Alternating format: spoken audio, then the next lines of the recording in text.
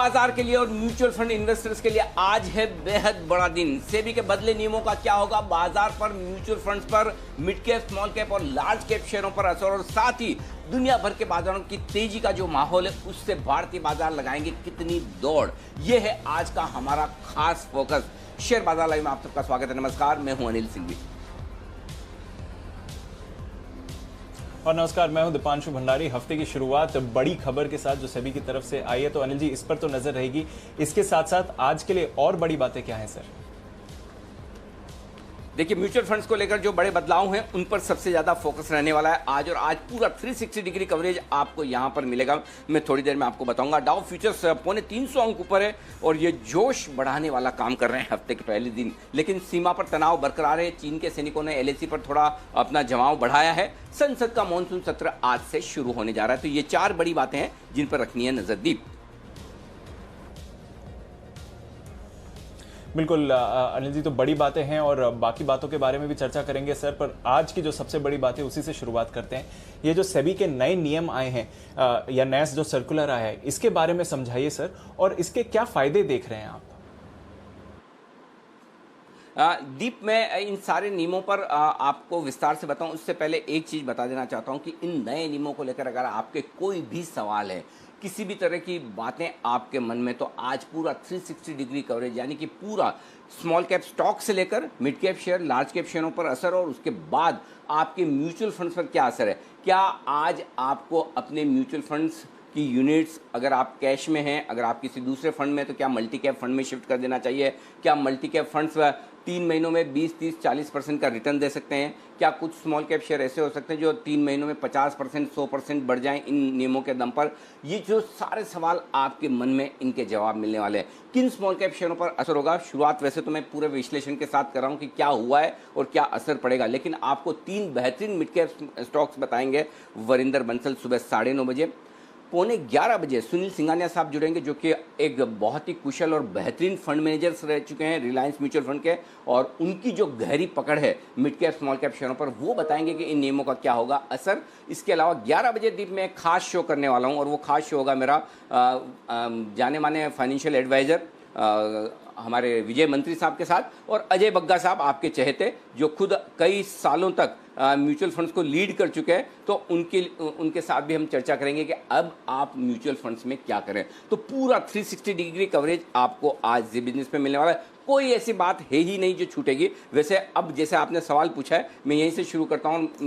मैं उम्मीद करता हूं कि ज़्यादातर सवालों के जवाब आपको आज अभी इसी वक्त मिल जाएंगे। तो पहली चीज़ सेबी ने किया क्या है वो समझ लीजिए। सेबी ने मल्टी कैप फंड्स के नियम बदले हैं। मल्टी कैप फंड्स वो होते हैं जहां पर आप अलग अलग अलग तरह के स्टॉक्स अपने पोर्टफोलियो में रख सकते हैं, large cap, small cap, mid cap, ये सारे, और उनकी कोई लिमिट नहीं होती थी कि कितना आपको रखना है, कितना नहीं रखना है। ठीक है।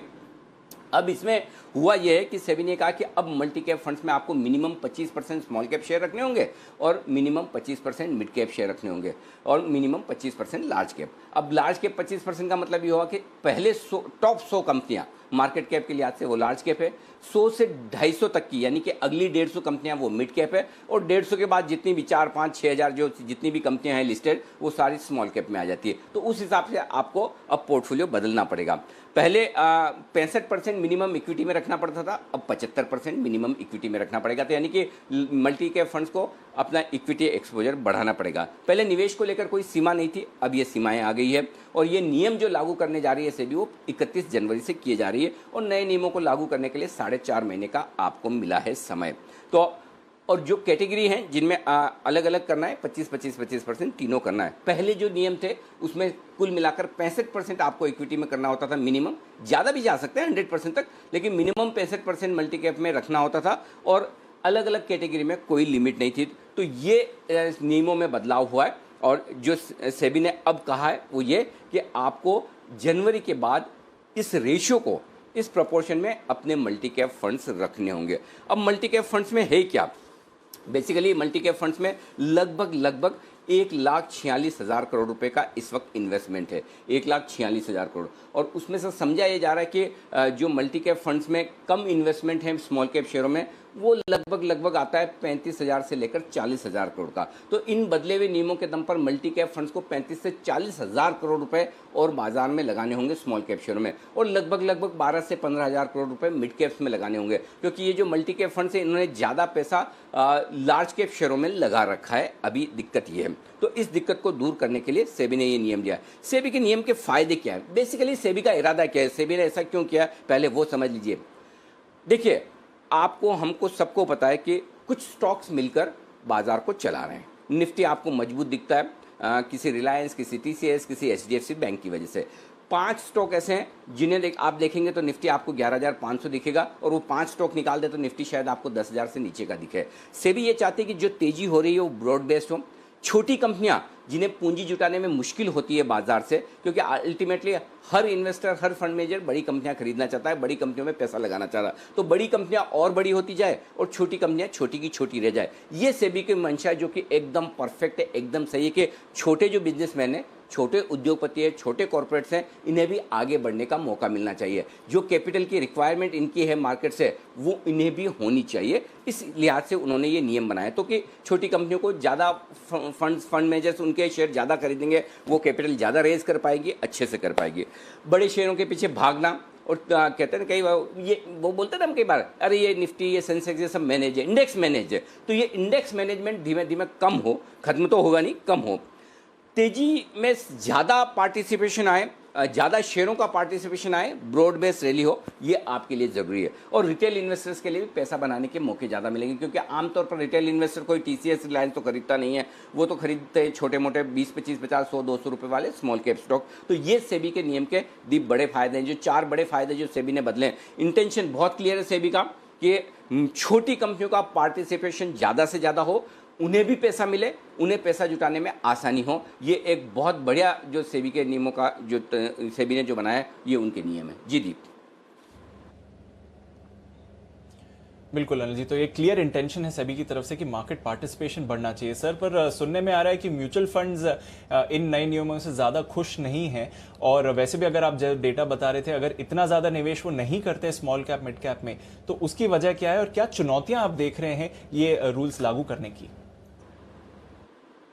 देखिए, छोटी कंपनियों में निवेश करना आसान काम नहीं है, बहुत मुश्किल काम है, क्योंकि बड़ी कंपनियां आप समझिए, टीसीएस, रिलायंस का लंबा ट्रैक रिकॉर्ड है, एलएनटी का लंबा ट्रैक रिकॉर्ड है, भेल लंबा ट्रैक रिकॉर्ड है। भले निफ्टी सेंसेक्स का हिस्सा होता था, आज नहीं है, फिर भी आपको कंपनी के बारे में पता है। अगर किसी फंड मैनेजर को रात को 12 बजे नींद से उठा के पूछेंगे कि एलएनटी पे क्या है, तो उसको सब कुछ मालूम होगा। लेकिन छोटी कंपनियों के बारे में रिसर्च करना, उनमें पैसा लगाना बहुत ज़्यादा मेहनत का काम है, और वहाँ पर सक्सेस और फेलियर रेशियो दोनों ही बड़े इंटरेस्टिंग होते हैं। वो शेयर चलेंगे और पैसा बनेगा तो कई कई गुना बनता है, और अगर खराब निकल जाए तो हो सकता है पूरा का पूरा पैसा भी साफ हो जाए, 70, 80, 85%, 90% भी घट जाए, तो कोई बड़ी बात नहीं है। तो दिक्कत सबसे बड़ी क्या है, छोटी कंपनियों की बैलेंस शीट पर आप बहुत ज़्यादा भरोसा नहीं करते हैं, ये फंड मैनेजर्स का कहना है। क्योंकि होता है क्या कि बड़ी कंपनियां तो बड़े ऑडिटर्स रखती है, बड़ी कंपनियों को रखती है, इसका मतलब ये नहीं कि बड़ी कंपनियां कोई ऑडिट करी वो 100% सही है, वहाँ भी निकल जाते हैं बहुत कुछ मामले। लेकिन छोटी कंपनियों में इस तरह के मामले होने की संभावनाएं ज़्यादा होती है, तो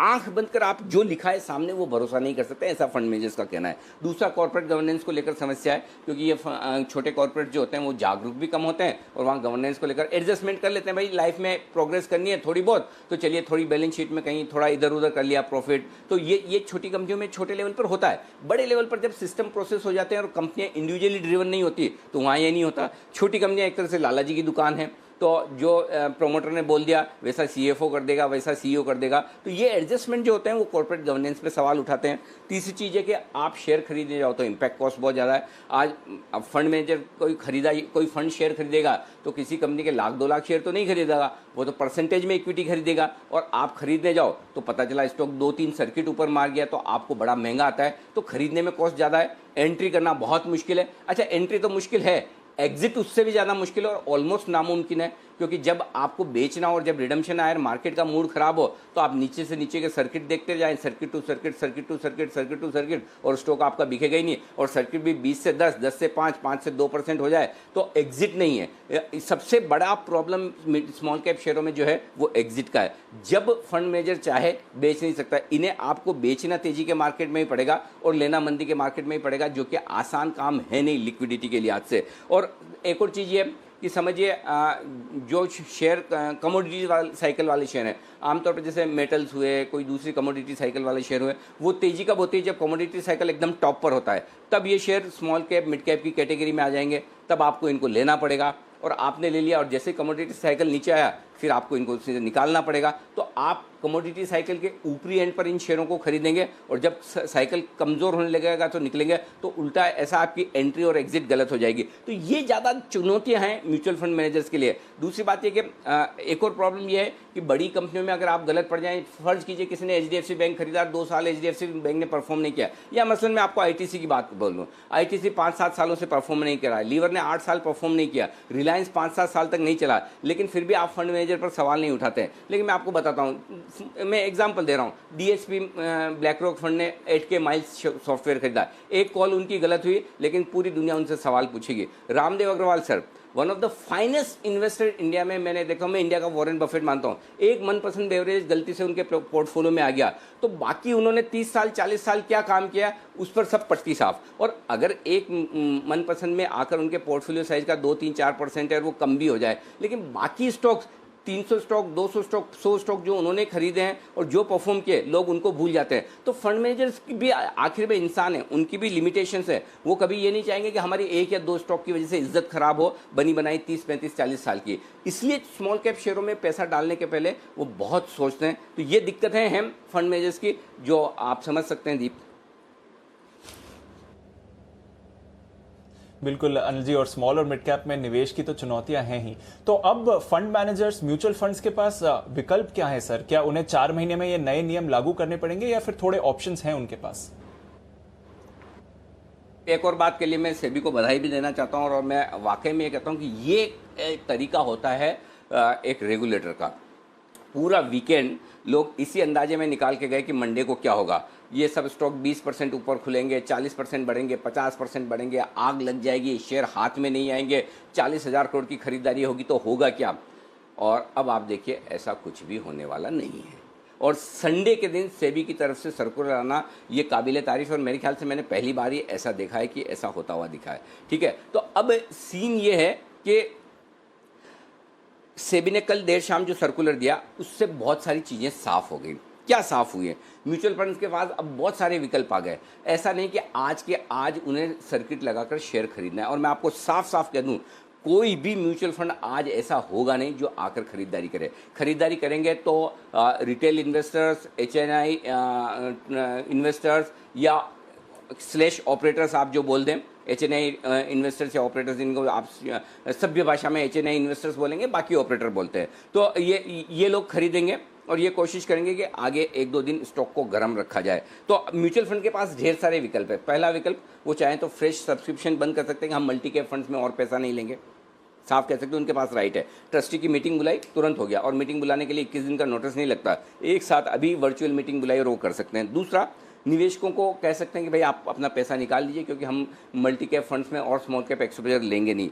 दूसरी स्कीम में स्विच करने की सलाह वो दे सकते हैं और अपनी स्कीम्स को लार्ज कैप स्कीम्स के साथ मर्जर कर सकते हैं। ऐसा करेंगे तो ऑटोमेटिकली उनके लिए रेशियो प्रॉपर हो जाएगा। तो बहुत सारे ऑप्शंस हैं, इसलिए इस गलतफहमी में मत रहें कि आज सुबह 9:15 बजे सारे म्यूचुअल फंड के मैनेजर्स में होड़ लगेगी, पहले मैं खरीदूं, पहले मैं खरीदूं, पहले मैं। ऐसा कुछ भी होने वाला नहीं है, ये ध्यान में रखिएगा। वो आराम से खरीदेंगे, उनके पास पूरे ऑप्शंस हैं, और वो शेयर कोई भी तभी खरीदेंगे जब उन्हें अच्छा लगता है, जब उन्हें लगता है पोटेंशियल है, इर्रेस्पेक्टिव ऑफ रेगुलेशंस सेबी का अपनी जगह है, और म्यूचुअल फंड भी मानते हैं कि इस तरह का होना चाहिए, बिल्कुल होना चाहिए, सब कुछ होना चाहिए। लेकिन ऐसा नहीं है कि आज के आज खरीदने, और खरीदने के लिए भी 4-4.5 महीने। इनफैक्ट मैं तो दीप यहाँ तक कहूँगा, हो सकता है अगर किसी फंड के पोर्टफोलियो में कोई स्टॉक हो, ठीक है, किसी फंड के पास कोई mid cap small cap share पड़ा है, और लोग ये उम्मीद में कि ये तो इनको लेना ही पड़ेगा, इनकी इन्वेस्टमेंट कमेटी ने अप्रूव कर रखा है, आज का आज लेंगे तो वापस पूछने की जरूरत नहीं। नया स्टॉक आप अप्रूव करवाते तो इसकी एक प्रोसेस होती है,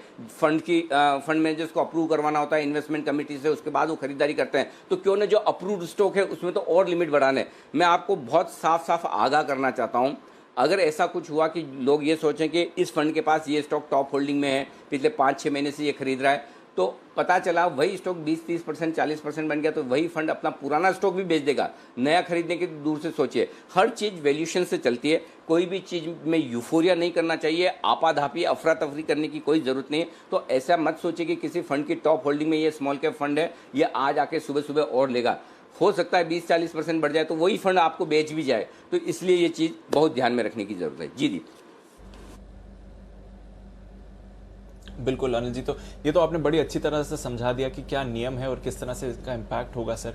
पर जैसा आप बता रहे थे, सेबी की इंटेंशन है कि मार्केट का पार्टिसिपेशन बढ़े, फंड्स भी कुछ ऑप्शंस दे रहे हैं, कुछ और क्लैरिफिकेशन भी आए सेबी की तरफ से। क्या ये सब काफ़ी है? अगर इन नियम को लागू करना है या मार्केट का पार्टिसिपेशन बढ़ाना है या इन्वेस्टर्स इंटरेस्ट की बात करें, तो फिर आगे और करना क्या क्या करना ज़रूरी है सर? देखिए, सेबी ने जो कुछ कहा है उससे अब किसी को कोई कन्फ्यूजन नहीं होना चाहिए। क्लेरिफिकेशन एकदम साफ साफ है कि वो कहीं कोई किसी तरह का नियम कोई म्यूचुअल फंड्स पर लाद नहीं रहे हैं। वो ये कह रहे हैं, सेबी का क्या कहना है, सेबी ये कह रही है कि भाई जो मल्टी कैप फंड्स का एक बनाने के पीछे मकसद था कि उसमें हर तरह की मार्केट कैप वाले शेयर हो, लार्ज भी हो, मिड भी हो, स्मॉल भी हो, वैसा दिख नहीं रहा है। तो अगर आपको मल्टी कैप फंड चलाना है तो सबका रेशियो बनाइए, नहीं तो आप दूसरी तरह से चेक करिए। मतलब जिस नाम से आप फंड बनाए, अब लार्ज कैप आप फंड समझिए, लार्ज कैप फंड आप बनाते हैं और पता चला उसमें 80% मिड कैप है, तो क्या ये सही है क्या? तो सेबी का इंटेंशन एकदम क्लियर कट है और इन्वेस्टर्स के फेवर में है। और ये बात भी सही है कि बहुत सारे फंड्स ऐसे हैं जो मल्टी कैप फंड्स के नाम पे 80-90% लार्ज कैप लेके बैठे हैं। कुछ कुछ फंड में तो 1% भी स्मॉल कैप नहीं है, तो ये तो ठीक नहीं है। तो सेबी ने इसीलिए ये रूल लेके आए और इसीलिए सेबी ने क्लेरिफिकेशन भी दे दिया संडे को अपने सर्कुलर पे कि आप कोई आपाधापी मत, कि आपको हम पूरी फ्रीडम और फ्लेक्सिबिलिटी दे रहे हैं कि आप इन रूल्स को कैसे अपने फंड में, अपनी यूनिट्स को कैसे, यूनिट होल्डर्स को कैसे आप कम्युनिकेट करना चाहते हैं, आपके पास स्कीम मर्ज करने के तरीके हैं, रीबैलेंसिंग के तरीके। तो अब मेरे ख्याल से क्लैरिटी पूरी है। अब लेकिन इसके अलावा जो इंटेंशन है सेबी का और जो इंटेंशन है फंड मैनेजर्स का भी कि स्मॉल कैप फंड्स को बढ़ावा मिले, हमारी कंपनियां बड़ी हो हम। और फंड मैनेजर्स को दिक्कत क्या है? फंड मैनेजर्स को ये दिक्कत नहीं कि अच्छी कंपनियां नहीं मिलेगी, अच्छी कंपनियां मिलेगी स्मॉल कैप में, लेकिन कुछ और समस्याएं जो बाजार से जुड़ी हुई है, जिस पर मुझे लगता है कि अगर सेबी एक्शन ले तो स्मॉल कैप शेयरों में आगे चलते हुए फंड मैनेजर्स अपने आप पैसा लगाएंगे। देखिए, एक बात बहुत क्लियर है, हर फंड मैनेजर चाहता है कि वो स्मॉल कैप शेयर खरीदे, क्योंकि आप रिलायंस को एक साल में डबल नहीं कर सकते या टीसीएस आपका एक साल में डबल नहीं होगा, और किसी खास साल में बहुत अच्छा नसीब रहा हो गया तो अलग बात है। लेकिन स्मॉल मिड कैप शेयर 5 साल में 5 गुना हो सकते हैं, 10 साल में 10 गुना हो सकते हैं। यहाँ पर वो पोटेंशियल होता है। तो आपको इंडेक्स से थोड़ा एक्स्ट्रा रिटर्न, जिसको कहते हैं ना अल्फा जनरेट करना है। फंड मैनेजर्स कहते हैं हम अल्फा जनरेट करेंगे। अल्फा मतलब जो बाजार रिटर्न दे रहा है, जो बाजार में कमाई हो रही है, उससे ज़्यादा हम कमाई कैसे करके अपने इन्वेस्टर्स को दें। वो तो स्मॉल कैप्स में ही बनेगा, वो तो मिड कैप्स में ही बनेगा। तो इसके लिए क्या चाहिए वो मैं बता दूं। पहली चीज़ तो ये कि फिलहाल जो investors already multi cap funds में पैसा लगा कर बैठे हैं, उन्हें एग्जिट ऑप्शन दे दें जिस तरह से देना चाहें। दूसरा ये कि वायदा कारोबार के शेयर लगातार कम होते दिख रहे हैं और ये मिड कैप्स हैं, ठीक है। टॉप 100 तो आपके मार्केट कैप के वो तो वायदा कारोबार में ही, मुश्किल से वायदा कारोबार में मेरे ख्याल से अभी 150 शेयर होंगे। अब आप इतने कम शेयरों के साथ लिक्विडिटी नहीं है, तो मिड कैप शेयरों को खरीदना बेचना हो तो फंड मैनेजर्स के लिए बड़ी दिक्कत की बात है। तो मेरा ये समझना है कम से कम भी 300-350 शेयर वायदा कारोबार में होने चाहिए अगर आप मिड कैप शेयरों का यूनिवर्स बढ़ाना चाहते हैं हिंदुस्तान में। तो तीसरी चीज़, अब सर्किट लिमिट एक बड़ी समस्या है। मैं आपको एक एग्जाम्पल देता हूँ। GT&D ये एक MNC कंपनी है, पावर और डिस्ट्रीब्यूशन, ट्रांसमिशन और डिस्ट्रीब्यूशन की में। मतलब इस कंपनी की क्वालिटी और फंडामेंटल को लेकर किसी को कोई संदेह नहीं। बहुत बढ़िया प्रोमोटर्स हैं, विदेशी कंपनी है, बहुत बढ़िया स्पेस है। 5% का सर्किट, हर रोज 5% ऊपर या नीचे मिलेगा। कोई फंड बेचने आए तो 5% नीचे, लेने आए तो 5%। अब इसमें आप ट्रेड कैसे करेंगे? तो ये सर्किट लिमिट भी जो स्मॉल कैप शेयर हैं इनके चेक करने की ज़रूरत है कि क्या वाकई में वहाँ बदलाव करने की ज़रूरत है। एंट्री और एग्जिट बहुत ज़रूरी है किसी भी स्टॉक में, चाहे वो इन्वेस्टर हो चाहे फंड मैनेजर हो। अगर एंट्री और एग्जिट रेस्ट्रिक्टेड रहेगा तो मामला मुश्किल हो जाएगा। फ्री फ्लोट बढ़ाना चाहिए। अब 25% ही फ्री फ्लोट है। चलिए, रिलायंस HDFC में 25% फ्री फ्लोट काफ़ी होता है, लेकिन छोटी कंपनियों का फ्री फ्लोट आपको 35%, 40% तक करना जरूरी है ताकि फंड मैनेजर्स ज़्यादा खरीद सके और ज़्यादा उसमें लिक्विडिटी आए। और तीसरी बात यह कि जो इनकी बेंचमार्किंग है, जैसे NSE 500 के सामने मल्टी कैप की, अब NSE 500 में 81% मार्केट कैप लार्ज कैप के पास है, 14% मिड कैप के पास है और स्मॉल कैप खाली 5% है। तो आप अगर आपकी बेंचमार्किंग आप मल्टी कैप फंड्स की NSE 500 पे कर रहे हैं तो नेचुरली फंड मैनेजर को आउट परफॉर्म करना है, तो वो 25% कैसे लेगा? वो 25% अगर उसने स्मॉल कैप ले लिए और NSE 500 में 5% ही बेंचमार्क है तो फिर उसके लिए मुश्किल होगी। तो आप या तो बेंचमार्किंग चेंज करिए या बेंचमार्किंग के हिसाब से वो एसेट एलोकेशन करिए कि स्मॉल कैप, मिड कैप और लार्ज कैप में कितना होना चाहिए। दोनों में से एक चीज़ को ठीक करने की जरूरत है जो सेबी को ठीक लगे। तो ये सारी चीज़ें करने की जरूरत है दीप। बिल्कुल अनिल जी, तो इंतजार करेंगे कि कुछ और डेवलपमेंट्स होते हैं कि नहीं। पर अब आते हैं जो एक बड़ा सवाल है और 2 दिनों से सबके माइंड्स में है, ट्रेडर्स को आज क्या करना चाहिए इस खबर के दम पर और सेबी के क्लैरिफिकेशन आने के बाद आज ट्रेडर्स को क्या ध्यान में रखना चाहिए? मैं ये बोलता हूँ ना हमेशा, वो ट्रेडर्स को शांत संयम से रहना चाहिए, आपाधापी ना करें, अफरा तफरी ना करें, कोई भागम भागी भगदड़ ना मचाएं, सबको सब शेयर मिलेंगे। ऐसा कुछ नहीं कि आज सुबह 9:15 के बाद कोई शेयर मिलेगा ही नहीं, ऐसा कुछ होने वाला नहीं है। और अगर जो अफरा तफरी में या आपाधापी में शेयर खरीदेगा, मार्केट देखिए, अगर इतना आसान काम है मार्केट में कि 9:15 पर आप ही सबसे समझदार आदमी और आप ही ने शेयर खरीदा और 3:30 बजे आपसे कम समझदार आदमी आकर आपसे शेयर ले जाएगा, तो ये आप सोच सकते हैं कि अगर आप ये समझते हैं, देखिए आप आज है ना, आपको फंड मैनेजर्स के साथ कॉम्पीट करना है। अब आप ये सोच लीजिए कोई म्यूचुअल फंड का फंड मैनेजर ज़्यादा समझदार है या आप ज़्यादा समझदार हैं। तो इसलिए पहली चीज़ तो ये कि हो सकता है आज स्मॉल कैप शेयर तेज सेंटीमेंट के लिहाज से भागें। पहली चीज़ तो मैं बता दूं दीप कि इन नियमों के बाद अब स्मॉल कैप और मिड कैप शेयरों में जो कमजोरी का डर है या गिरने का डर है वो कम हो गया, तो नीचे की रिस्क लगभग कम और खत्म के बराबर है। अब मार्केट बहुत गिर जाए तब तो अलग बात है, अदरवाइज ये शेयर अब गिरेंगे नहीं, ये आप कंफर्ट रख सकते हैं। जो फंड्स के फेवरेट शेयर हैं वो गिरेंगे नहीं, पहली चीज़ तो है कि गिरेंगे नहीं। लेकिन इन शेयरों में अगले 2-3 दिन तेजी बन सकती है, बिल्कुल बन सकती है, बन भी सकती है, आज भी बन सकती है, 1-2 दिन और बन सकती है, लेकिन आपको ऊपरी स्तरों पर फंसना नहीं है, ये चीज़ समझ लीजिए। हायर लेवल पर ऐसा ना हो कि पार्किंग हो जाए और पता चला 3 महीने में पैसा कमाने के चक्कर में आपने वो ऐसे भाव पे लिया कि 3 साल तक आपके पोर्टफोलियो में है। ये मान के चलिएगा, न फंड मैनेजर्स चाहते कि उनके फंड्स में, उनकी स्कीम्स में इन शेयरों की पार्किंग हो, यही आपको भी सोचना है, तो ये चीज़ ध्यान में रख लीजिए। 16 सितंबर से अब वो पेनल्टी वाले नियम लागू हो जाएंगे 15 दिन के रिलैक्सेशन के बाद, तो ऑटोमेटिकली उसका असर आपको कैश मार्केट के स्टॉक्स में दिखेगा, तो वहाँ पर भी आपको पूरी सावधानी रखनी है। ये ध्यान में रखिए 2 दिन बाद ये होने वाला है, तो वहाँ पर वॉल्यूम्स अपने आप कम होंगे थोड़ा सा, तो इसलिए हड़बड़ी ना करें, जल्दबाजी ना करें। ट्रेडर्स बहुत शांति से समझ कर शेयर खरीदें, बिल्कुल ऊपर के दाम पर सर्किट लगा कर शेयर खरीदना बेवकूफ़ी होगी, ये मान कर चलें। ओके, तो ट्रेडर्स को सावधानी बरतनी पड़ेगी इस खबर के दम पर सर। पर इन्वेस्टर्स को क्या करना चाहिए? उनके भी कई सवाल हैं, क्या मैं अपनी एसआईपी कंटिन्यू करूं, नई एसआईपी शुरू करूं, फंड में ट्रांसफर करूं, क्या करना चाहिए? इन्वेस्टर्स को क्या ध्यान में रखना चाहिए सर? दीप, आप ऐसा समझ लीजिए कि आपके लिए कुछ हुआ ही नहीं। अगर आप म्यूचुअल फंड इन्वेस्टर हैं, स्टेटस को जैसे हैं वैसे के वैसे रहिए। आपका जिन फंड्स में जैसा एलोकेशन है उसमें कोई बदलाव करने की जरूरत नहीं। पहली चीज़, आपकी जो एसआईपी जहाँ जा रही है कंटिन्यू रखिए, कोई फर्क नहीं पड़ता। लोग सोच रहे हैं कि इसकी वजह से लार्ज कैप शेयरों में 40,000 करोड़ की बिकवाली आई है। अरे भाई, ऐसा कुछ नहीं होने वाला है। कोई 40,000 करोड़ की बिकवाली ऐसा कि एक दिन में आने वाली है। बहुत सारे ऑप्शन है जो एडजस्ट कर लेंगे फंड, तो और टाइम बहुत है, 4-5 महीने का टाइम कम नहीं होता आराम से ट्रेड करने के लिए। लोगों को ये लग रहा है कि जैसे आज 3:30 बजे ही सब कुछ कर लेना है और कल से नए नियम लागू, ऐसा नहीं है, पूरा टाइम है और ज़रूरत पड़ी तो और टाइम भी दे सकते हैं, कोई बड़ी बात तो है नहीं। तो पहली चीज़ ये कि आप हड़बड़ी में कूद कर मल्टी कैप फंड में पैसा न लगाएं। मैं एक चीज़ है ना डीप अंडरलाइन बोल्ड करके आपको साफ साफ बता रहा हूँ। देखिए, मैं बहुत एक्टिव म्यूचुअल फंड इन्वेस्टर हूँ। मैं डायरेक्टली स्टॉक्स नहीं खरीदता बेचता, क्योंकि हमारे कंप्लायंस इशू होता है, दिन भर हम सारे स्टॉक्स पे बात करते तो वो ठीक भी नहीं है। चाहे तो हम खरीद के 6 महीने रख सकते हैं, 3 महीने रख सकते हैं, वो अलग बात है, लेकिन उसके बावजूद मैं इसलिए नहीं खरीदता कि कहीं भी बायस नहीं आना चाहिए। लेकिन म्यूचुअल फंड का मैं एक्टिव इन्वेस्टर हूँ, इन्वेस्ट भी करता हूँ, रिडीम भी करता हूँ। मैं आपको साफ साफ बोल रहा हूँ कि मैं आज अपना पैसा मल्टी कैप फंड्स में डाइवर्ट, स्विच या इन्वेस्ट करने वाला नहीं हूँ।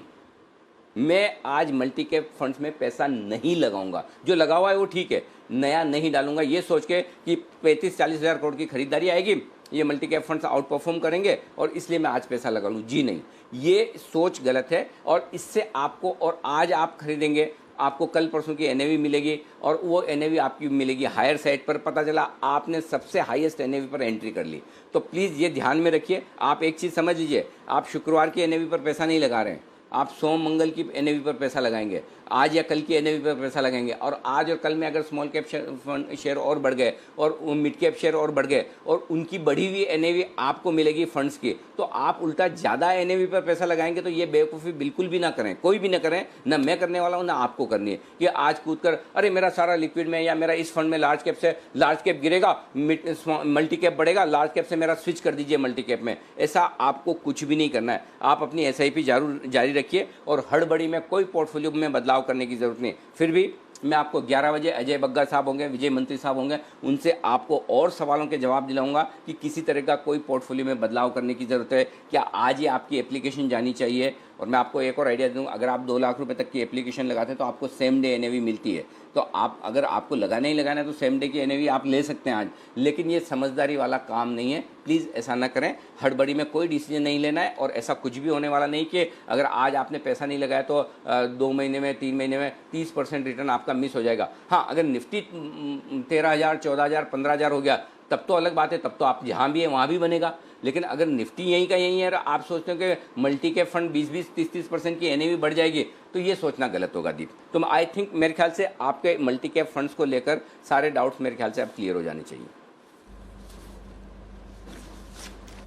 बिल्कुल, और आशा है जैसे कि अनिल जी ने पूरे विस्तार में आपको ये पूरे इम्पैक्ट चेंजेस भी समझाए, आप समझ गए होंगे। और जैसा अनिल जी बता रहे थे, नहीं तो फिर 11 बजे आप फिर से ट्यून इन कर सकते हैं, जहाँ पर विजय मंत्री साहब और अजय बग्गा साहब भी आपको इन नियमों के बारे में और बता सकते हैं। तो सर, ये तो आपने बड़ी अच्छी तरह सेबी के नियम समझा दिए। आज के सेटअप की बात करते हैं सर। उससे पहले एक सवाल जो है ग्लोबल क्यूज को लेकर, स्पेशली जो चाइना के साथ थोड़ा तनाव छिड़ा हुआ है उसको लेकर, क्या अभी भी चिंता उतनी ही बड़ी है या फिर जो पिछले कुछ दिनों के डेवलपमेंट्स हुए हैं उससे थोड़ा राहत आता है? कैसे देख रहे हैं ये चाइना सिचुएशन को सर?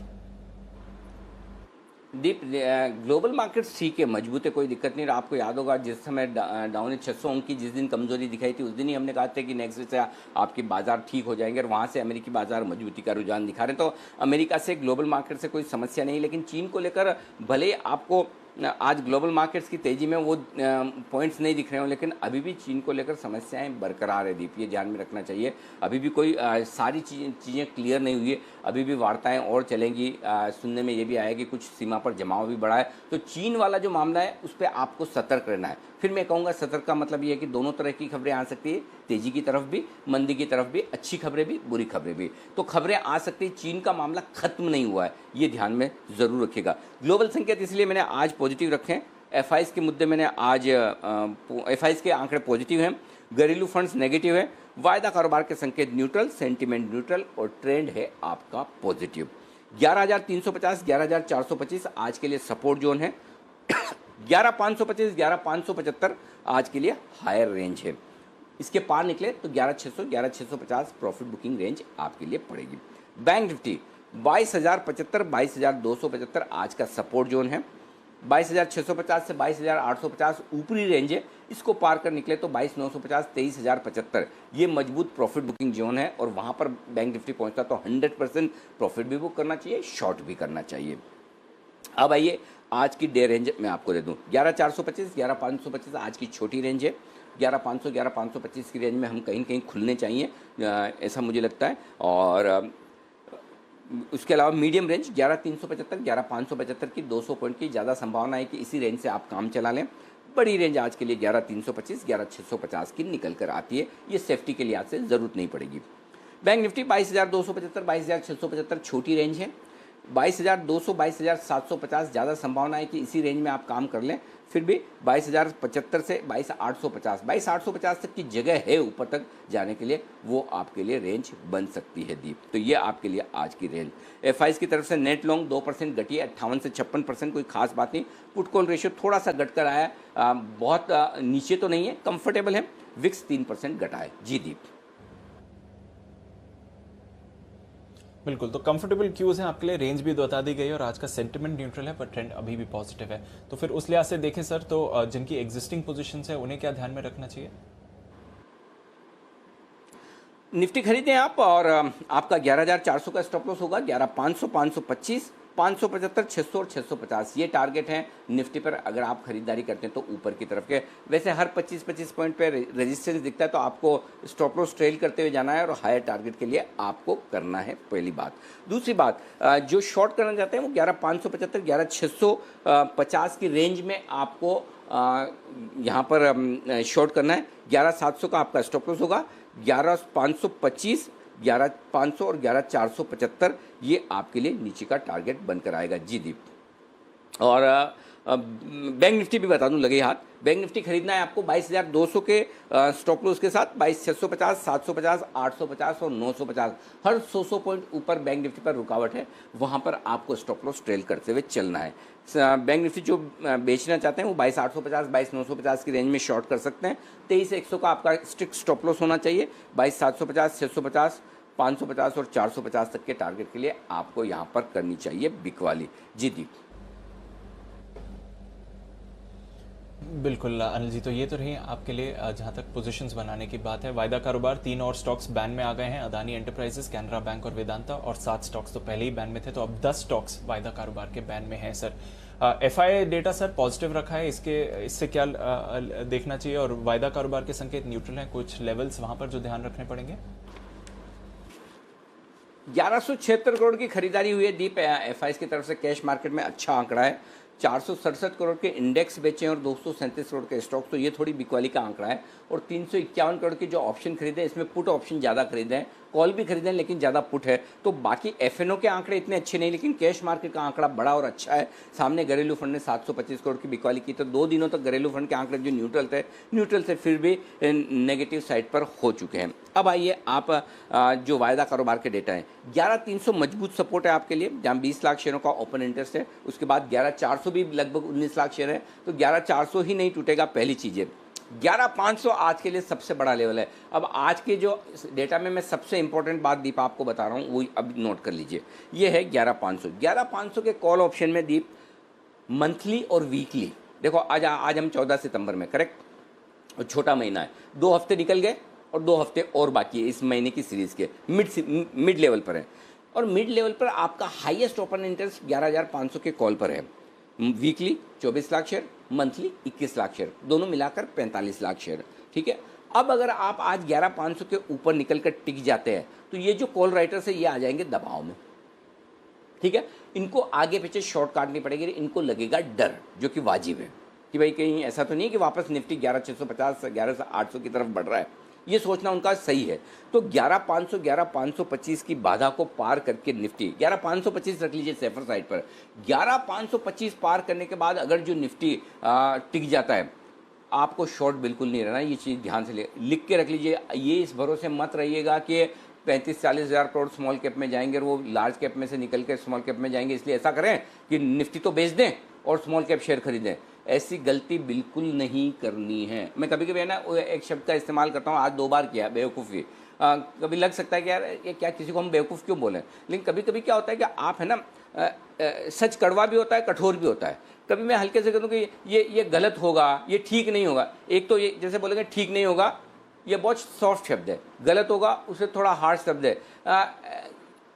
ये बेवकूफ़ी होगी, तो अचानक से आपको हिट करता है, अरे मुझे, आप ये बोलोगे ठीक नहीं होगा तो कोई बात नहीं, थोड़ा बहुत कर लूँ, गलत होगा तो हल्की फुल्की गलती चलती है, लेकिन बेवकूफ़ी आप कभी जानबूझ के बेवकूफ़ी नहीं करना चाहते। इसलिए कई बार मैं शब्दों का चयन, मुश्किल वाले और कठोर शब्दों का चयन इसलिए करता हूँ कि मेरी बात आपके दिल तक वैसे के वैसे पहुँचे जैसे मैं सोच रहा हूँ। और इसलिए मैं कह रहा हूँ कि आपको आज कोई आपाधापी हड़बड़ी नहीं करनी है।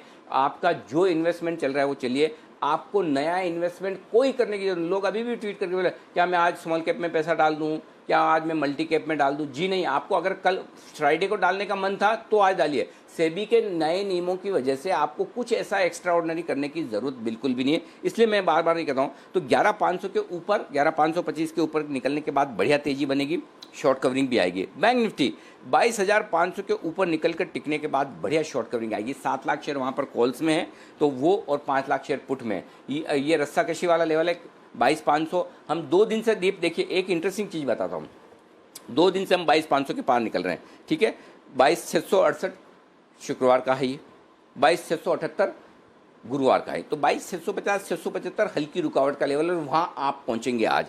अगर आज 22,500 के ऊपर, अच्छा दोनों दिन बंद होने में आप 22,500 के नीचे आ जाते हैं, 22,466 और 22,479 ये आप बंद हुए, तो आज 22,500 के ऊपर आप ट्रेड करेंगे तो एक चीज़ तो पक्की है, 22,650 675 आपका तुरंत आना निश्चित है, और उसके बाद आपका 22,850 22,950 तक का रास्ता खुलता है। और अगर आज आप 22,500 के ऊपर वापस क्लोज हो जाते हैं तो फिर कहना ही क्या। तो इसलिए मुझे ऐसा लगता है कि 11,500 निफ्टी, 22,500 बैंक निफ्टी, ये आपके लिए बेहद बेहद अहमियत वाला लेवल है। जी दीप।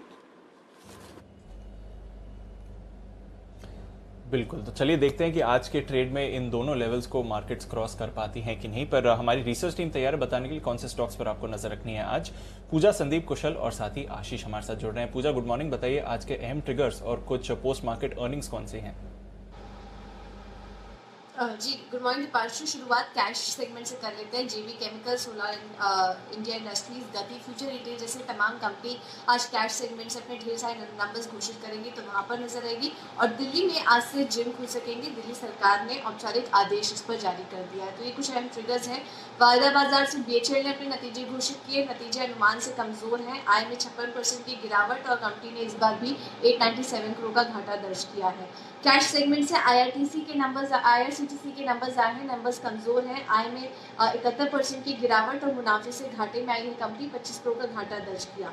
मिश्र धातु निगम, यहाँ पर भी नंबर्स कमजोर हैं। आय में 14% की गिरावट दर्ज हुई है और मुनाफे से घाटे में आ चुकी है कंपनी। बीजीआर एनर्जी सिस्टम्स, यहाँ पर भी नंबर कमजोर है। इस बार भी कंपनी ने घाटा दर्ज किया करीब 74 करोड़ का और आय में करीब 79% की गिरावट इस बार देखी गई है। आईटीडीसी, यहाँ पर भी नंबर्स कमजोर ही नजर आ रहे हैं। आय में 53% की गिरावट और कंपनी ने मुनाफे से घाटे में आ चुकी है कंपनी, 15 करोड़ का घाटा इस बार दर्ज किया।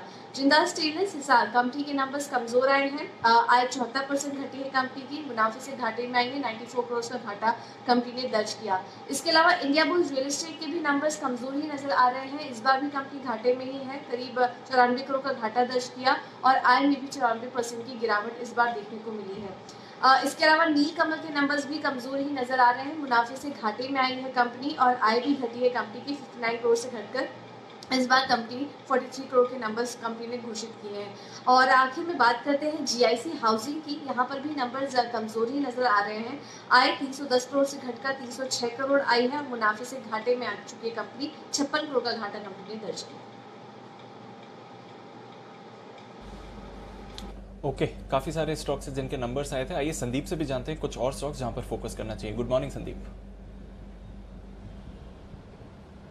Good morning Deepanshu. सबसे पहले पोकरना, जिसके रिजल्ट्स आए हैं कंसोलिडेट पे नंबर्स में आप देखें तो मुनाफे से कंपनी घाटे में आई है। आय के फ्रंट पे भी देखें 78% से ज़्यादा का ड्रॉप आपको आय में नजर आएगा। प्रीमियर एक्सप्लोजिव, यहाँ पे भी नंबर्स आपको आप सब कुशल है ना, कोई संकट तो नहीं आया ना आपके परिवार में भी? चलिए, ईश्वर आपको सलामत रखे। एक विशिष्ट वातावरण में संसद का आज प्रारंभ हो रहा है। कोरोना भी है, कर्तव्य भी है और सभी सांसदों ने कर्तव्य का रास्ता चुना है। मैं सभी सांसदों को इस पहल के लिए बधाई देता हूं, अभिनंदन करता हूं और धन्यवाद भी करता हूं। बजट सत्र समय से पहले ही रोकना पड़ा था। इस बार भी दिन में 2 बार, एक बार राज्यसभा एक बार लोकसभा, समय भी बदलना पड़ा है। सैटरडे संडे भी इस बार कैंसिल कर दिया गया है, लेकिन सभी सदस्यों ने इस बात को भी स्वीकार किया है, स्वागत किया है और कर्तव्य पथ पर आगे बढ़ने का फैसला किया है। इस सत्र में कई महत्वपूर्ण निर्णय होंगे, अनेक विषयों पर चर्चा होगी और हम सबका अनुभव है कि लोकसभा में जितनी ज्यादा चर्चा होती है, जितनी गहन चर्चा होती है, जितनी विविधताओं से भरी चर्चा होती है, उतना सदन को भी, विषय वस्तु को भी और देश को भी बहुत लाभ होता है। इस बार भी उस महान परंपरा में हम सभी सांसद मिलकर के वैल्यू एडिशन करेंगे, ऐसा मेरा विश्वास है। कोरोना से बनी जो परिस्थिति है, उसमें जिन सतर्कताओं के विषय में सूचित किया गया है, उन सतर्कताओं का पालन हम सबको करना ही करना है। और ये भी साफ है, जब तक दवाई नहीं तब तक कोई ढिलाई नहीं।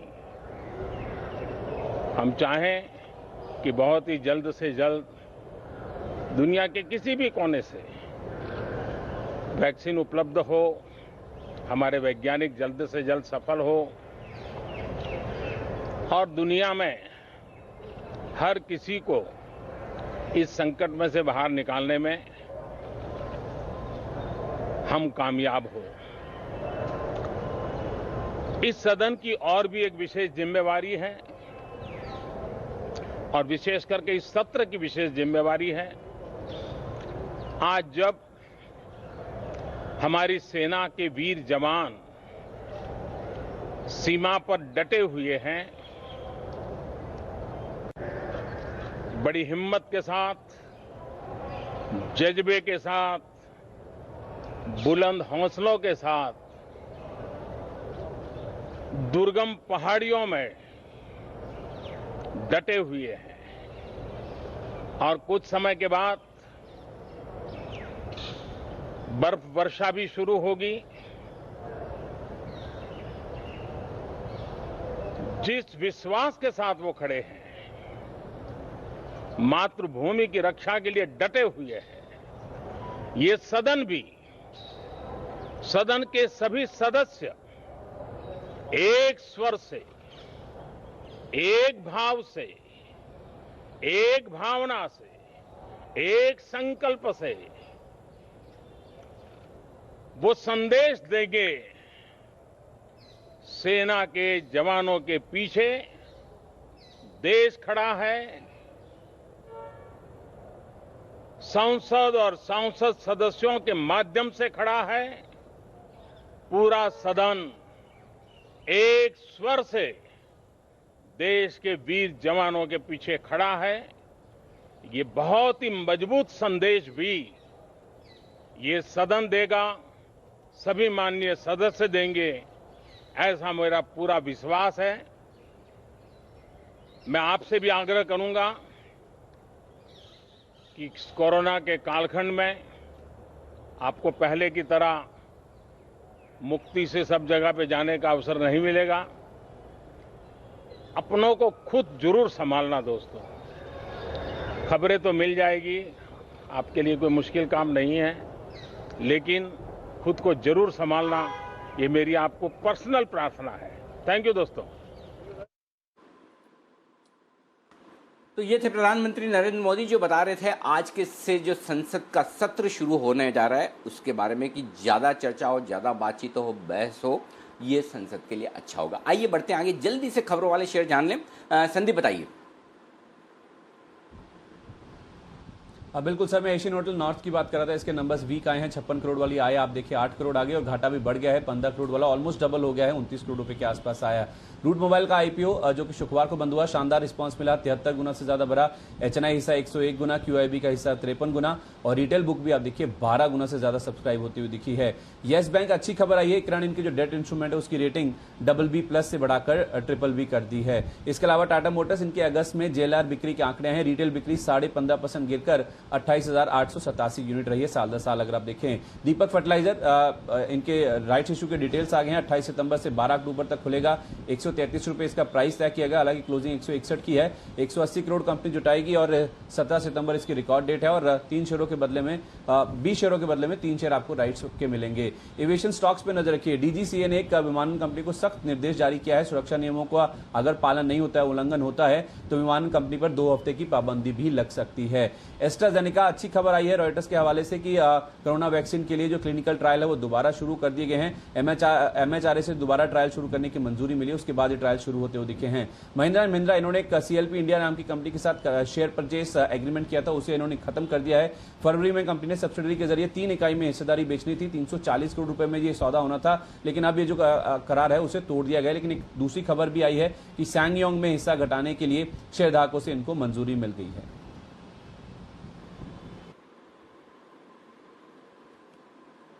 ओके, आइए कुछ और खबरों वाले शेयर और फंड एक्शन बताएंगे कुशल, बताइए।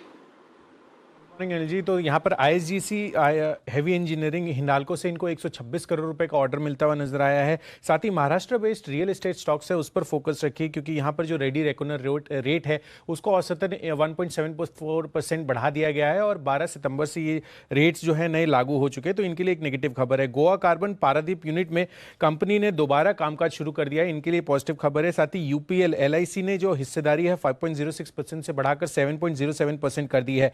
साथ ही हेरिटेज फूड्स के बोर्ड से ये मंजूरी मिल गई है, जो फ्यूचर रिटेल में इनका 1.78 करोड़ शेयर्स है वो ये बेचने की मंजूरी मिली है। साथ ही प्रैक्सिस होम रिटेल में भी इनके करीब 8.9 लाख शेयर्स हैं, उनको भी बेचने की मंजूरी मिली है। रत्नमणि मेटल्स ट्यूब्स ये फोकस में रहेगा, क्योंकि कंपनी को ऑयल एंड गैस स्पेस में करीब 90 करोड़ रुपए का ऑर्डर मिलता हुआ नजर आया है। साथ ही टाटा मोटर्स ये भी फोकस में रहेगा। आज कंपनी के जो 2 यूनिट है उसमें हिस्सा बिक्री करने की योजना है। टाटा टेक्नोलॉजी और टाटा हिटाची कंस्ट्रक्शन मशीनरी, इन दोनों में जो है हिस्सा बिक्री करेंगे और ये अपने ओवरऑल डेट रिड्यूस करने के लिए इनकी योजना है। साथ ही भारतीय एयरटेल, मूडीज ने कॉर्पोरेट फैमिली रेटिंग और साथ ही जो सीनियर अनसिक्योर्ड रेटिंग है BA1+ बरकरार रखी है, पर आउटलुक जो है वो नेगेटिव से बदलकर अब स्टेबल कर दिया है, तो ये एक पॉजिटिव खबर है। धानुका एग्रीडेट 16 सितंबर को बाईबैक पर बोर्ड बैठक हो सकती है। साथ ही JSW एनर्जी केयर रेटिंग ने कंपनी की 3 इकाइयों की जो रेटिंग है उसको डाउनग्रेड कर दिया है, तो इनके लिए ये नेगेटिव खबर है। Adani enterprises, Adani land defence system और टेक्नोलॉजी ने जो है फॉरेन सिस्टम से PLR सिस्टम्स के करीब 51% हिस्सेदारी खरीद ली है। इससे इनके जो डिफेंस इक्विपमेंट्स है वो इंडिजियसली इंडिया में डेवलप हो पाएंगे। साथ ही कुछ एक बल्क डील्स है मेरे पास। अंबर एंटरप्राइजेस, यहाँ पर विक्टोरिया फंड ने जो है 1835 रुपए के भाव पर शेयर खरीदे हैं। साथ ही ऑक्सबो मास्टर फंड की भी सिमिलर प्राइस पर ही खरीदारी हुई है। इसके अगेंस्ट में करतार सिंह ने करीब 3.25 लाख शेयर बेचे हैं 1841 रुपए के भाव पर। मैक्स हेल्थ केयर एंटरप्राइजेस, यहाँ पर भी अनलजीत सिंह जो है उन्होंने करीब 58 लाख शेयरों की बिकवाली की है 110 रुपए 70 पैसे के भाव पर। और उसके अगेंस्ट में जो स्मॉल कैप वर्ल्ड फंड है उन्होंने करीब 2.37 करोड़ की शेयरों की खरीदारी की है 110 रुपए 70 पैसे के भाव पर। साथ ही इनसाइडर ट्रेड्स की बात करें तो टाटा मोटर्स और टाटा मोटर्स DVR, यहाँ पर जो प्रमोटर टाटा सन्स है उन्होंने 4 सितंबर को करीब 58 लाख शेयरों की खरीदारी की है। मान इंफ्रा में भी प्रमोटर ने जो है 10 सितंबर को 2 लाख शेयर खरीदे हैं। और अंत में लॉरस लैब्स, यहाँ पर भी प्रमोटर ने करीब 80,000 शेयर जो है खरीदारी की है। ओके, तो ये है आपके लिए वो तमाम स्टॉक्स जिन पर आपको करना है फोकस। आइए अब करते हैं फोकस, जल्दी से ले लेते हैं हमारे एक्सपर्ट से pick of the day.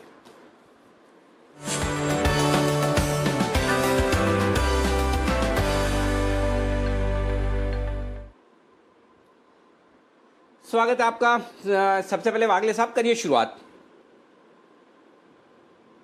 Anil ji good morning, Deepanshu good morning. मेरा कॉल है SBI लाइफ पर, उसको बाय करके चले। 864 का बंद है, 855 का मेरा स्टॉप लॉस होगा और 891 का 1 से 2 दिनों का टारगेट होगा। ओके, आज मैं और दीप आप सबको एक साथ गुड मॉर्निंग कर रहे हैं, तो ताकि आप गुड मॉर्निंग का जवाब वापस सब लोग ना दें, क्योंकि आज हमारे पास समय है कम, हम एकदम फास्ट स्पीड से बढ़ रहे हैं। विश्वेश जी आपकी पिक। गुड मॉर्निंग अनिल जी। कॉनकोर लेने के लाए हुए कंटेनर कॉर्पोरेशन ऑफ इंडिया 382 का क्लोज था, मुझे लगता है 370 के पास स्टॉप रखिए। बहुत ही बेहतरीन डबल बॉटम बना है। 400 और 410 ये 2 टारगेट होंगे 3 से 5 दिन में। 400-410 के टारगेट के लिए करें खरीदारी। Bansal ji good morning sir, बताएं आपका pick. Good morning Anil ji अमूमन आपको शिकायत रहती है कि मैं pick of the day closing के समय देने के बाद दोबारा नहीं देता हूं, तो आज कॉम्बो लाया हूं, 2 पिक्स हैं, समय कम है तो कम समय लूंगा। पहला पिक है टीसीएस पर, जो कि हमारा पिक ऑफ द मंथ अगस्त में था, अगस्त में नहीं चला बट सितंबर में चल रहा है। 2330 2330 का स्टॉप लॉस है, 2500 2500 के टारगेट के लिए टीसीएस को खरीदने की राय है। और दूसरा पिक है अदानी ट्रांसमिशन में खरीदारी की राय है, 262 का स्टॉप लॉस, 298 का टारगेट। ओके, 266 का स्टॉप लॉस, 298 के टारगेट के लिए अदानी ट्रांसमिशन यहां पर करें खरीदारी और टीसीएस में करें खरीदारी। कुणाल जी बताएं सर आपका पिक ऑफ द डे। और कुणाल जी अभी जुड़ना बाकी है। जैन साहब हमारे साथ हैं। जैन साहब पिक या पिक्स, अभी तो आपके लिए स्मॉल कैप का दिन है, बताएं सर अगर एक से ज्यादा पिक्स हैं तो वो भी बताएं। बिल्कुल अनिल जी, उस पे तो और जैन साहब के जेम्स में तो दिए हुए हैं और देंगे वहां पे भी।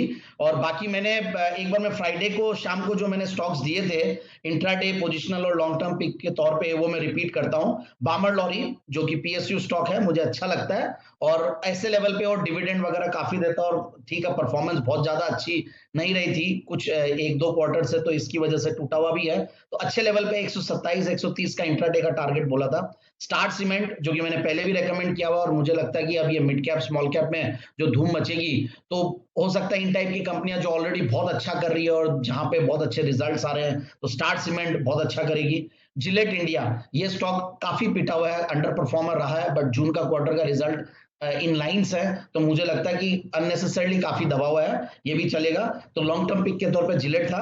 बाकी कजारिया सिरामिक्स और नेटको फार्मा, ये 2 स्टॉक्स में लाया हूं पिक ऑफ द डे के तौर पे। तो नेटको फार्मा बहुत बढ़िया लगता है, काफी लेट चला था फार्मा के साथ, बट अब वापस से कैचअप कर चुका। तो नेटको फार्मा एंड कजारिया जो कि मैंने पहले भी दिया हुआ है, I think SPL mid cap में दिया हुआ, Kajaria is a pick of the day.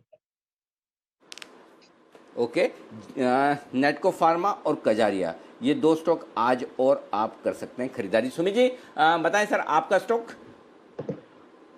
अरे जी, आज का जो पिक ऑफ द डे है वो है इक्विटास के अंदर मेरे को ऐसा लग रहा है कि लास्ट वीक के फ्राइडे के सेशन में एक लोअर लेवल से बाउंस देखने को मिला था और आज वो कंटिन्यू होना चाहिए। ऊपर में 57 रुपए से लेकर 58 रुपए तक का अपसाइड मूव इक्विटास के अंदर देखने को मिल सकता है। 51 रुपए 51 रुपीज के स्टॉप लॉस से लॉन्ग पोजीशन इनिशिएट करें 57 से 58 के टारगेट्स के लिए। ओके, तो इक्विटास में करें खरीदारी, ये है राय आपके लिए सुमित जी की।